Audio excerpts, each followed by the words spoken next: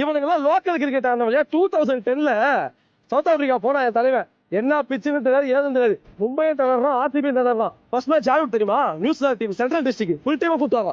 புரியுதுங்களா?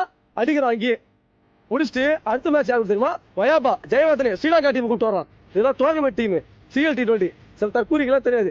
அதே அடிக்கிறான். மூணாவது மேட்ச் விக்டோரியா கூட ஃபுல் ஆஸ்திரேலியன் கோடு ஆரியன் பிச்சு கேப்டன் ரொம்ப கஷ்டம் டிராப் பண்ணோம். சூப்பர் ஓவர் போய் தோத்தோம். நாலாவது மேட்ச் யார் தெரியுமா?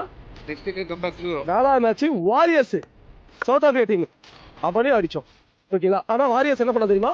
ஏமன்ல நான் தான் ஜெயிப்பிட்டு உண்மையிலே போயிட்டு டஃப்பான டீம் சவுத் ஆஸ்திரேலியா ஜெயிச்சுட்டு திரும்ப வந்து ஃபைனல் நிற்கிறாங்கல்ல விடுவோமா? நானு ஒரே ஒரு 132 ரன் வச்சு மண்ணை கவு வச்சேன். சவுத் ஆப்பிரிக்காவிலே போய் என் தலைவன் அதான் கப்பை தூக்கிட்டு வந்தான். உள்ளூர் கப்பு இல்ல வெளியூர் கப்பு பார்த்தா அன்னைக்கு எழுத ஆரம்பிச்சா சவுத் ஆப்பிரிக்காக்காரன் ஆஸ்திரேலியாக்காரன் டேய் இவன் பெரிய ஆள் சொல்லுறா டேய் இவன் பெரிய ஆள் வேண்டாம் அடுத்த வருஷம் வேர்ல்டு கப்பு